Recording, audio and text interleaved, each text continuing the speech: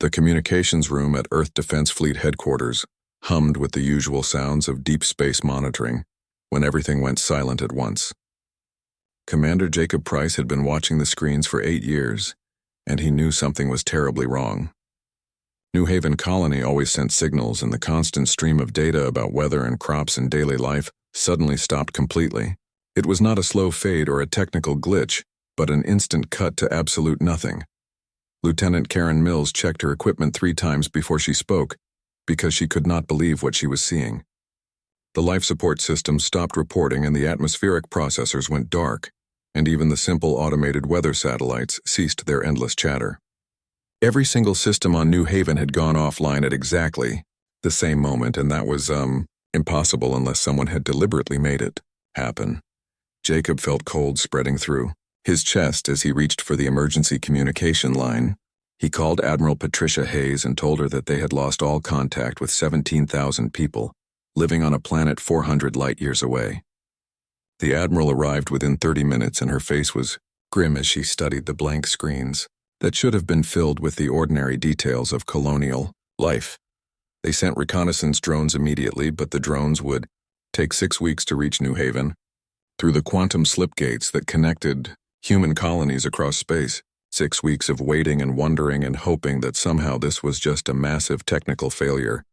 Even though everyone in the room knew better, the Zerathi communion had been making threats for months about human colonies and what they called their ancestral breeding grounds, and diplomatic talks had gone nowhere.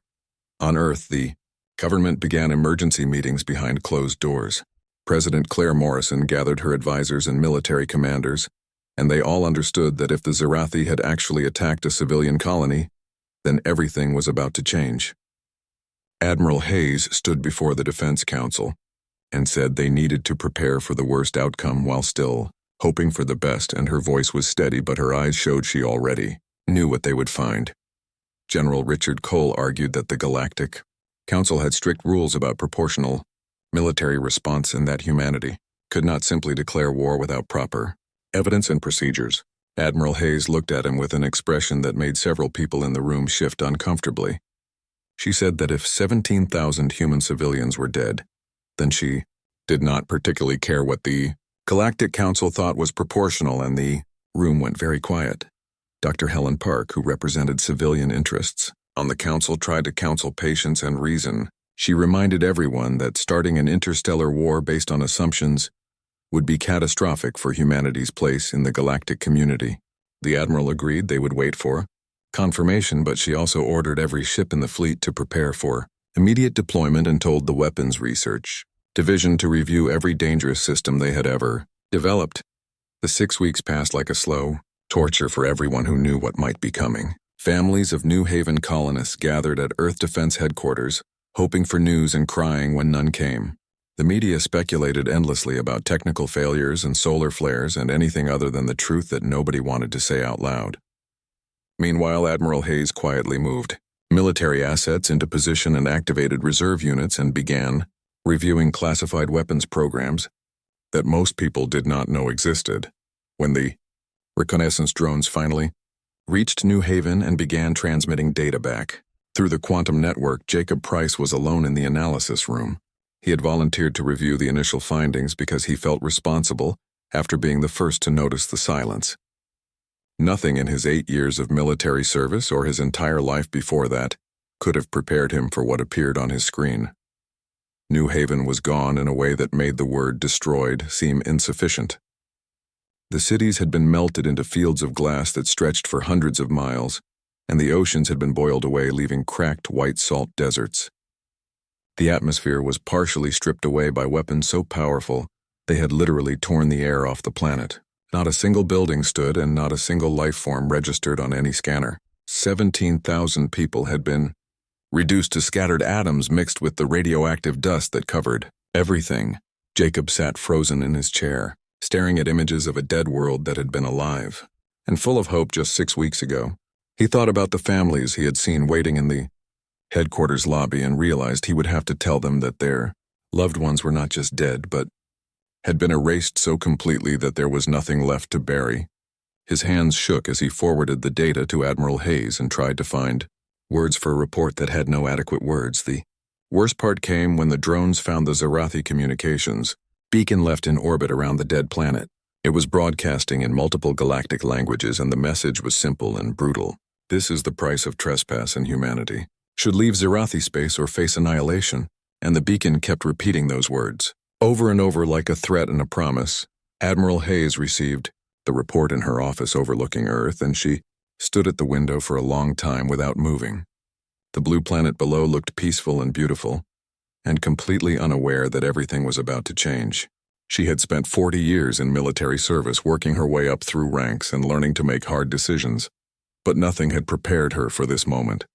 17,000 civilians murdered as a warning, and the killers had left their signature like they were proud of what they had done.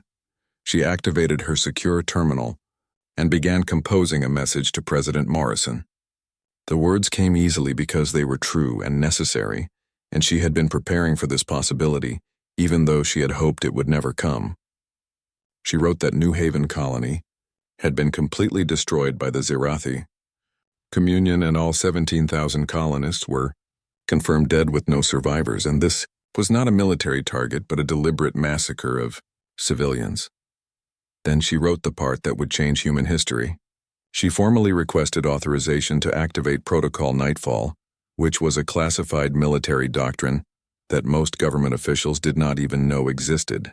The protocol had been developed years ago for exactly this scenario, and it meant total war without limits or mercy or rules. She explained that the Zarathi had tried to teach humanity a lesson about power and territory, but instead humanity would teach them a lesson about what happens when you murder human children. Her final paragraph was short and direct. She wrote that humanity would not file complaints with the Galactic Council, or seek mediation, or offer the Zarathi any chance to apologize or surrender. Instead, humanity would simply make the Zarathi extinct, and do it in a way that would serve as a permanent warning to every other species in the galaxy about the cost of attacking human civilians. She sent the message and then sat down to wait for authorization, while looking at the list of 17,000 names from New Haven and memorizing as many as she could. President Claire Morrison read Admiral Hayes's message 3 times before she could fully process what was being requested. She sat in the Oval Office while Washington continued its normal rhythm outside her windows, and nobody out there knew that everything was about to change forever. Her Chief of Staff, Gregory Barnes, stood quietly near the door waiting for her decision, and the silence stretched between them like a physical thing. Claire asked him if he understood what Protocol Nightfall meant, and Gregory nodded slowly. He said it meant humanity would stop pretending to follow the rules that other species had written, and it meant using every weapon they had developed in secret. It meant accepting that the galaxy would call them monsters, but choosing survival over reputation. Claire closed her eyes and thought about 17,000 people who had gone to New Haven hoping to build new lives and instead had been burned to nothing. She called for an emergency session of Congress, and within hours the representatives began arriving with confused and worried expressions. Nobody knew exactly why they had been summoned, but the whispers and rumors were already spreading through the capital. When Claire stood before them and explained what had happened at New Haven, the chamber went completely silent. She showed them the images of the dead world and played the recording of the Zarathi beacon, with its casual threat of more annihilation to come. Representative Daniel Foster from New York stood up, and his voice shook with rage as he spoke. He said that 17,000 people was the size of a small town, and he asked everyone to imagine their own hometown being reduced to glass and dust. He asked if they really wanted to talk about restraint and proportional response when children had been murdered deliberately as a terror tactic. His hands gripped the podium so hard his knuckles turned white. Senator Lisa Grant from California argued for caution, even though her face was pale and her voice unsteady. She said that Protocol Nightfall meant killing billions of Zarathi civilians who had nothing to do with the attack, and she asked how that would make humanity any better than the monsters who destroyed New Haven. She talked about moral responsibility and the laws of war and the importance of maintaining humanity's soul even in the face of tragedy. Daniel turned to face her directly and said that being better than the Zarathi was something they could worry about later after, making sure the Zarathi could never attack another human colony. He said the aliens had not hit a military target or fought soldiers, but had deliberately found the most vulnerable civilians they could and killed them all. He said that humanity needed to show the galaxy what happened when you made that choice, and his voice carried through the chamber like a hammer. The debate went on for hours, with representatives standing to speak about justice and vengeance and morality and survival. Some argued that genocide was never justified, no matter what had been done to provoke it. Others insisted that allowing the attack to go unpunished would mark humanity as permanent victims in a hostile galaxy. The arguments grew heated and passionate, and several times the speaker had to call for order. When the vote finally came at dawn, the results were overwhelming. The House of Representatives passed the authorization for use of military force by 387 votes to 48. The Senate approved it 87 to 13. President Morrison signed it immediately, and the authorization codes were transmitted to Admiral Hayes within minutes. Protocol Nightfall was now active, and humanity was committed to a path that could not be reversed. Admiral Hayes received the codes at 6 a.m. and immediately called her senior staff to the war room, deep under the Rocky Mountains. The room had been built to survive nuclear strikes, and it was filled with officers who had trained their entire lives for combat. They stood around the holographic display table, waiting to learn what Protocol Nightfall actually meant, because most of them had only heard rumors about the classified doctrine. Patricia activated the display and showed them the Zerathi home system with 3 inhabited planets orbiting a blue star. She said their mission was simple and absolute, which was the complete destruction of Zerathi civilization, not occupation or regime change or forcing surrender, but total extinction. She said they would do it in a way that every species in the galaxy would understand, that attacking human civilians carried an unacceptable price. Captain Ryan Foster asked how they could possibly accomplish that against a species with a military fleet 3 times the size of humanity's known forces. Several other officers nodded because the math did not make sense for a conventional war. Admiral Hayes smiled, and it was not a pleasant expression. She said that the Galactic Council thought humanity had 40 ships capable of fleet combat, but the truth was very different. She pulled up schematics that made several officers gasp audibly. The Harbinger-class destroyers had been built in secret on the far side of the moon for 8 years. Humanity actually had 237 warships equipped with technology that violated multiple galactic treaties. Patricia explained that they had quantum cascade, weapons that could tear apart molecular bonds, and relativistic kill vehicles that hit with the force of nuclear weapons, and weaponized artificial intelligence that made standard combat computers look primitive. General Amanda Cruz leaned forward to study the technical specifications and asked if those were really stellar manipulation devices in the weapons inventory. Patricia confirmed they were and explained that humanity had taken every piece of alien technology they had studied over 2 centuries and pushed it beyond any ethical boundary. Everything had been optimized for one purpose, which was killing on a scale that conventional warfare could not match. Dr. Helen Park spoke up from the back of the room and said quietly that rules existed for good reasons and that they separated civilization from barbarism. She said that using these weapons would make humanity into the very monsters they claimed to be fighting against. Patricia turned to face her and asked her to imagine the last moments of New Haven, with parents trying to shield children from orbital fire and families huddling in shelters that could not save them.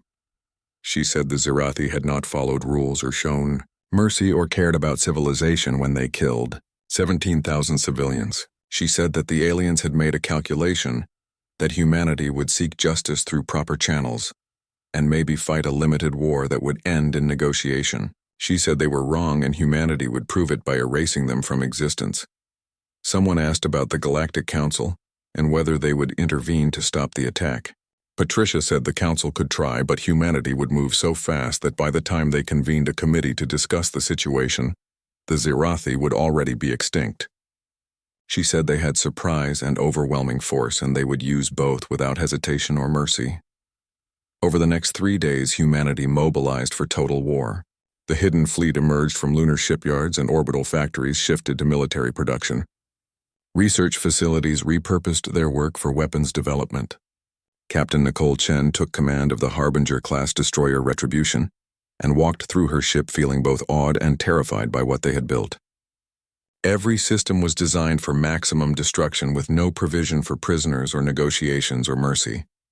Commander Jacob Price reported to the Retribution as tactical officer and spent hours studying the weapons systems. He realized this was not a ship meant to win battles, but to commit annihilation on a scale that made conventional war obsolete. Nicole found him staring at the weapons console and said quietly that they had built this to survive in a galaxy that saw humanity as acceptable victims. She said the Zirathi would be the example that taught every other species to never make that mistake. The fleet assembled near Mars away from Earth's civilian population.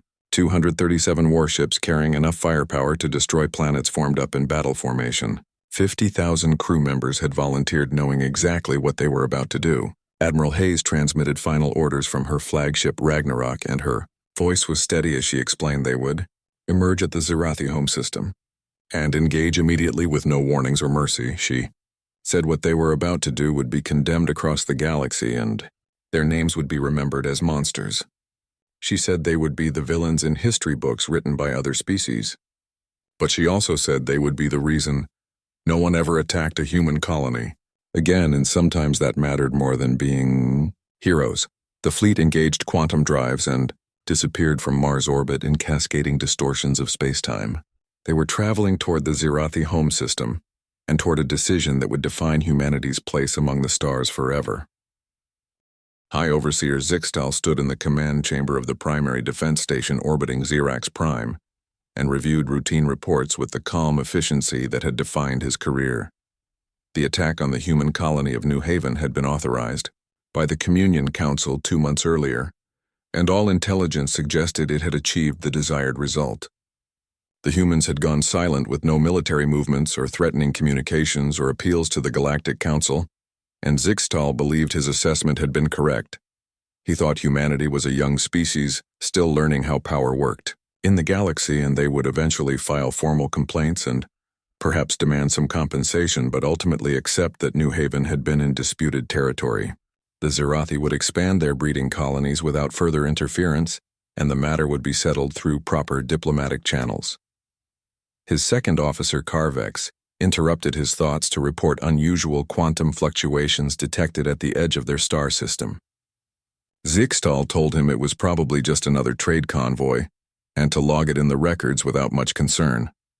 Carvex said the fluctuations were extensive with multiple signatures, and his voice carried a note of uncertainty.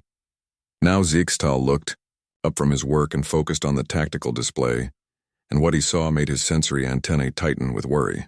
The quantum signatures were not consistent with commercial vessels but were clearly military grade, and there were far too many of them.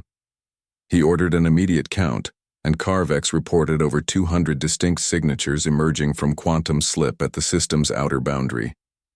Zixtal's multiple minds began racing through possibilities, because 200 warships was a fleet prepared for major combat, not a diplomatic delegation. There was only one species with any reason to send such a force to Zirathi space, and that realization sent cold fear through his thorax. He ordered maximum alert status and told communications to contact the Communion Council immediately. He also instructed them to open a channel to the human fleet because they needed to establish contact before any misunderstandings could escalate into violence. But even as he gave these sensible orders, Zixtal felt something terrible settling into his consciousness. The humans had come in overwhelming force without any warning or mediation, and that was not how civilized species behaved in the galactic community. Aboard the human flagship Ragnarok, Admiral Patricia Hayes watched her fleet complete the quantum transition into normal space. The Zirathi system spread before them with 3 inhabited worlds glowing with thermal signatures of billions of lives, and orbital stations scattered throughout the system along with defense platforms and patrol ships. It looked peaceful and thriving, and completely unaware that in approximately 4 hours none of it would exist anymore. Lieutenant Karen Mills reported that they were receiving communication requests from the Zirathi defense station, and Patricia told her to ignore them completely. She asked her weapons officer for a status report, and was told that all ships had weapons armed and ready with quantum cascade generators charging, and relativistic kill vehicles loaded, and nanite swarms prepared for deployment. The stellar manipulation device was powering up but would need 2 hours to reach full operational capacity. Patricia ordered the fleet to execute attack pattern Delta 7 and gave all ships permission to engage targets at will. She reminded everyone that their objective was not military victory in a traditional sense, but the absolute elimination of the Zirathi species as a functional civilization. The human fleet began moving toward the inner system, with the Harbinger-class destroyers forming the spearhead, and their quantum cascade weapons already locking onto priority targets. The Zirathi response was admirably quick as their defense stations, powered-up weapons and patrol ships broke from routine patterns to form defensive formations. On the surface of Zyrax Prime itself, the planetary defense grid came online with massive railguns rotating to face the approaching threat. Zixtal watched his tactical display with growing horror as the humans ignored all attempts at communication and continued their advance without any demands or warnings or explanation. He had studied human military tactics during his training and read reports from previous border conflicts. Humans were supposed to be cautious and diplomatic, and always seeking to minimize casualties through negotiation.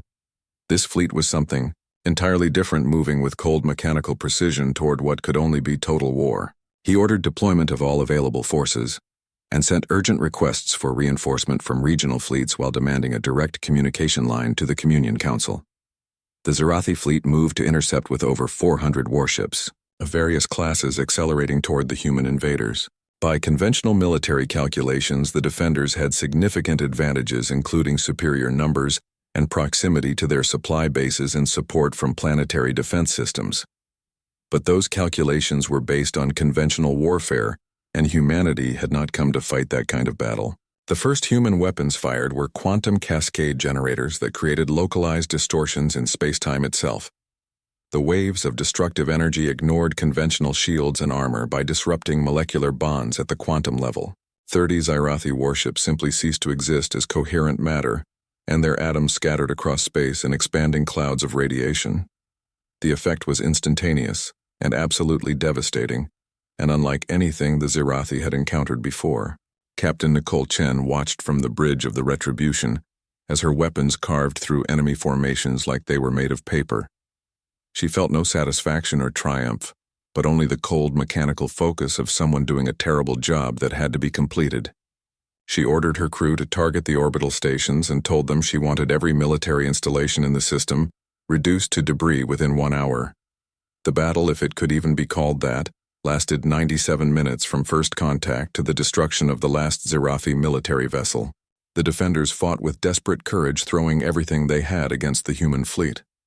Their ships charged to point-blank range, accepting horrific losses to land hits on the invaders, and their defense platforms fired continuously until their power cores melted from the strain. Some pilots even rammed damaged ships into human vessels in final suicidal attacks. None of it mattered because the technological gap was too vast, and the human weapons were too overwhelming. Quantum cascade generators tore through the Zirathi. Formations and relativistic kill vehicles launched hours earlier arrived at near light speed with kinetic energy that turned capital ships into plasma. Nanite swarms infiltrated damaged vessels and consumed them from inside, turning metal and organic matter into undifferentiated gray sludge. Above it all, weaponized artificial intelligence coordinated the attack with inhuman precision, predicting every Zirathi movement and optimizing every firing solution. High Overseer Zixtal watched his entire fleet disappear from the tactical display and finally understood what was happening. This was not a military operation with objectives like capturing territory or forcing surrender. This was extermination carried out with mechanical efficiency. He realized he would never have the chance to communicate this understanding to anyone who might prevent what was coming next for his civilization. He quietly ordered evacuation of the command station and told everyone to get to escape pods, even though he knew it would not save them. He said at least they would die trying to survive rather than waiting passively for the end. Within minutes, the station was abandoned and small pods scattered into space carrying Zirathi officers who had done their duty, but could not overcome the sheer overwhelming force arrayed against them. 2 hours after entering the system, the human fleet achieved complete space superiority, without a single Zirathi military vessel remaining operational. The orbital stations were debris fields tumbling through space, and the defense platforms were dark and silent. Now the humans turned their attention to the planets themselves, and what came next would make the space battle look merciful by comparison. Admiral Hayes reviewed targeting data for the last time looking at 3 worlds with 40 billion Zirathi, citizens living ordinary lives in cities that had stood for millennia. There were schools and hospitals and homes where families were probably gathered in terror, watching the sky and praying for salvation. She felt the weight of what she was about to order, but she had locked away her emotions in a place where they could not interfere with necessity. She gave the order to commence planetary bombardment and authorized all weapons for immediate deployment. The bombardment began with quantum cascade weapons targeting population centers from orbit. Buildings that had stood for thousands of years collapsed as their molecular structure was disrupted. Millions died in the first minutes as cities were systematically destroyed, but that was just the opening phase of something far more comprehensive. The human fleet deployed weapons that had been theoretical exercises until recently. Kinetic impactors, traveling at significant fractions of light speed, struck the planets, triggering earthquakes and volcanic eruptions across entire continents. Nanite swarms were seeded into the atmospheres programmed to consume all organic matter they encountered. Biological agents that had been studied and locked away, the first reports of the Zyrak system's destruction reached the Galactic Council chambers on Unity Station 3 days after the attack, and council members from 47 different species gathered to watch the sensor data, with expressions ranging from shock to absolute horror. Councillor Thexanar of the Vrind Collective spoke first, asking if the data could possibly be accurate, because the complete destruction of 3 inhabited worlds and over 40 billion casualties seemed impossible even for modern warfare. Councillor Miranda, who was a floating gas being from the Helios Drift, confirmed that 7 independent observation posts had verified the data. The human fleet had emerged from quantum slip and destroyed all military resistance in under 2 hours, then systematically exterminated all life in the system before destabilizing the primary star itself. Within 6 months, the Zyrak system would be completely uninhabitable, and the Zirathi species was now functionally extinct. The chamber erupted in agitated conversations as species that had never agreed on anything suddenly found common ground in their horror at what humanity had done. The Zirathi had been aggressive and sometimes difficult, but they had been part of the galactic community for thousands of years. Now they were gone, erased so completely that future generations would only know them from historical records. Councillor Thexanar stated that this was a clear violation of the Galactic Convention on Warfare, which explicitly prohibited weapons of mass destruction against civilian populations and forbade stellar manipulation technology and limited military actions to proportional responses. He said humanity had violated at least 17 different articles of the convention, and this was not warfare but genocide on a scale not seen since the ancient Dark Ages. Ambassador William Carter, who represented humanity on the council, had been sitting quietly through the proceedings with a carefully neutral expression. Now he stood, and the chamber fell silent as every species present turned to look at the human who would try to justify the unjustifiable. He activated a holographic display showing New Haven Colony before the attack, with farms and cities and children playing in parks and families living peaceful lives. He said that 2 months ago the Zirathi Communion had attacked New Haven, which was not a military target with no weapons platforms or fleet bases or strategic resources. It was a civilian colony of 17,000 people, and the Zirathi had destroyed it completely and killed every single person there, and left a message threatening to do it again if humanity did not withdraw from what they considered their space. The display shifted to show the ruins of New Haven as a dead world covered in radioactive glass. William said that humanity had filed no complaint with the council and requested no mediation or intervention. They had simply mobilized their fleet and removed the threat permanently and completely. He said this in a calm voice that somehow made the words more disturbing than if he had shouted them. Councillor Thexanar's bioluminescent skin flared with agitation as he said that committing genocide could never be justified, no matter what provocation had occurred.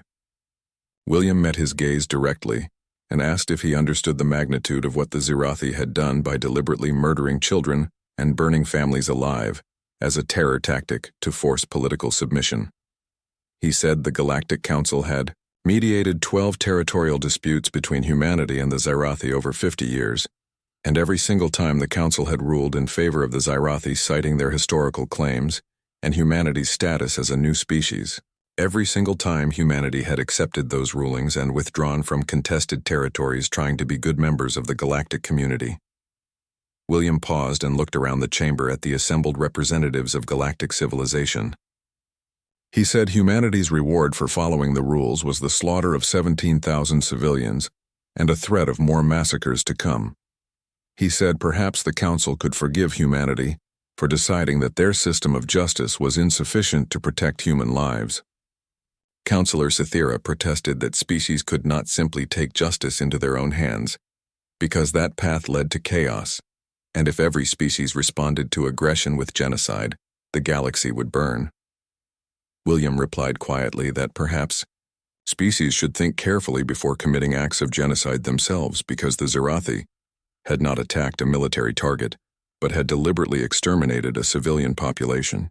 The council chamber erupted again with multiple councillors demanding that humanity be sanctioned or expelled from the council, or even subjected to military intervention. William waited patiently for the noise to die down before he spoke again. He said he had a message from President Morrison and Admiral Hayes that humanity would not apologize for defending their people, and would not submit to sanctions based on laws that had failed to protect them. He said humanity would not accept any military intervention against Earth or their colonies, and when Councillor Thexinar asked if that was a threat, William replied it was simply a statement of fact. He said humanity had revealed weapons technology that clearly exceeded what the Council believed they possessed, and those weapons had been used on the Zerathi because they attacked human civilians. He said humanity would use them on anyone else who threatened their survival. William looked around the chamber one final time and said that for 2 centuries, humanity had tried to be the peaceful newcomers who followed all the rules. But the rules had failed them, and the Council had failed them, and now humanity was serving notice that they would not be anyone's victim. They would trade and negotiate and cooperate, but if anyone attacked their people, humanity would end them completely and permanently. The silence that followed was profound and deeply uncomfortable, as every council member contemplated the implications. Councillor Thexinar finally spoke with regret in his voice, saying that the council could not allow this action to stand without consequences. He said it was likely that humanity would be expelled from the council and subjected to comprehensive diplomatic and economic isolation. William nodded slowly and said humanity understood and would withdraw their ambassadors and sever official ties with the council. But before he left, he pulled up a holographic image of a memorial being constructed on Earth with 17,000 names carved into stone. He said every single one of those people had a name and a family and dreams for the future, and the Zerathi had taken all of that away in an act of calculated terror. He said the Zerathi had created a choice for humanity between accepting that their people could be slaughtered with impunity, or making it clear that attacking humanity carried an absolute price. He said humanity chose survival over approval and vengeance over virtue and being feared rather than pitied. He said if that made humanity monsters in the Council's eyes, then so be it. But no one would ever attack a human colony again. Ambassador. Carter gathered his materials and left the council chambers, and behind him the assembled representatives began the process of formally isolating humanity from galactic civilization. Sanctions were proposed and trade agreements suspended, and diplomatic relationships severed. But even as they voted to punish humanity, every single council member was quietly reassessing their military readiness and their relationship with Earth. On Earth, the public reaction was complex and deeply divided. Celebrations erupted in some cities with people taking to the streets to express satisfaction that New Haven had been avenged. In other places, protests formed with citizens horrified that humanity had committed genocide. The debates raged in media and homes and government chambers with no clear consensus emerging about whether the action had been justified. President Claire Morrison addressed the world from the Oval Office with a grave expression. She said 3 days ago the Earth Defense Fleet had completed a military operation that resulted in the complete destruction of Zerathi civilization. She said many people were struggling with what this meant, and some were celebrating while others mourned, and some questioned whether humanity had lost its moral compass. She said all these reactions were valid, because what humanity had done was unprecedented, but she wanted everyone to understand why it had been necessary. The Zerathi had not attacked soldiers but had found a colony full of families and children and murdered them all and promised to do it again. She said humanity had tried for 2 centuries to be good members of the galactic community, and the reward had been the slaughter of 17,000 civilians. Claire said humanity had made a choice to ensure no one would ever make that calculation again. They chose to make it clear that attacking human civilians carried an absolute price, and they chose survival. Her voice hardened as she said she would not apologize for protecting their species or avenging their dead, or ensuring that humanity would survive in a hostile galaxy. She said what they did was terrible, but it was also necessary. She said the Galactic Council would isolate them and other species would call them monsters, and history would debate whether the action was justified.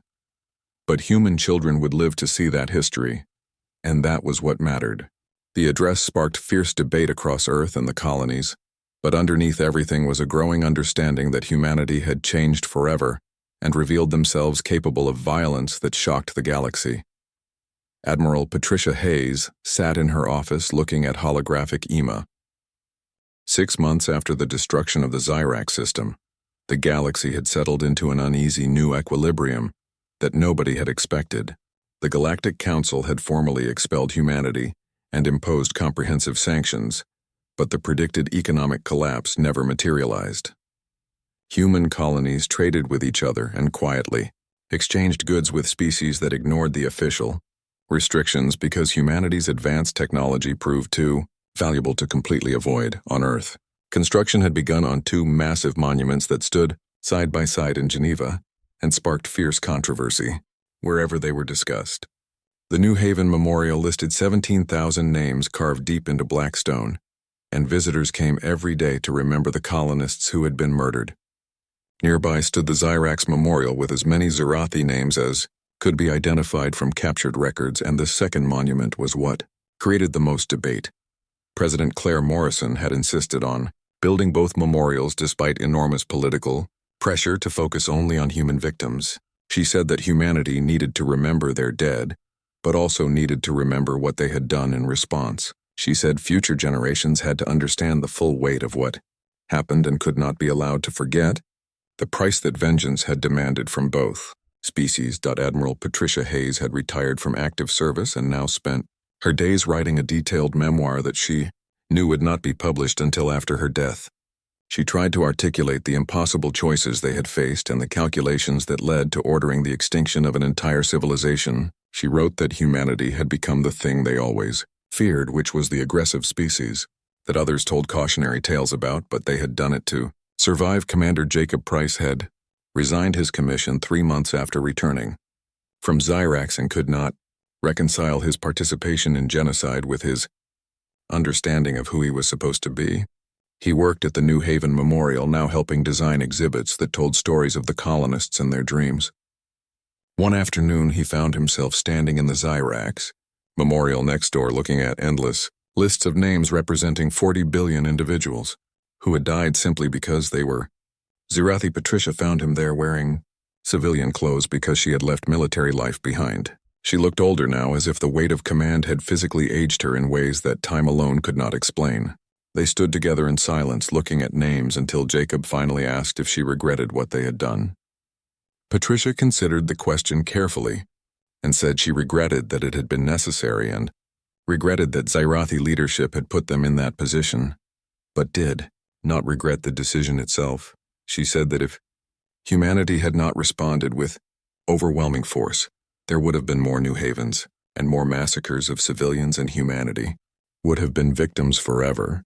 In a galaxy that saw them as acceptable targets, Jacob said quietly that they were monsters now, and that was what every species called them.